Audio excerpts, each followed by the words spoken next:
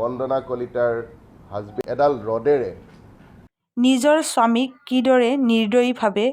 হত্যা কৰি হত্যাকাৰী বন্দনা কলিতাই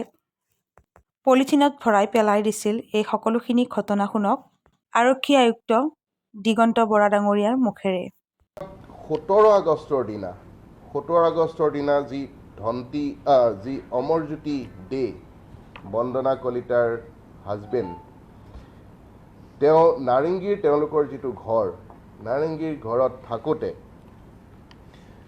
তাতে ধন্তি ডেকা আৰু অৰূপ ডেকাৰ সহযোগত এডাল ৰডেৰে অমৰজ্যোতি দেৰ মূৰত মাৰে আৰু তেওঁ যেতিয়া অচেতন হৈ যায় তাৰপিছত তেওঁৰ শৰীৰটো 5টা টুকুৰা কৰে আৰু সেইদিনাখন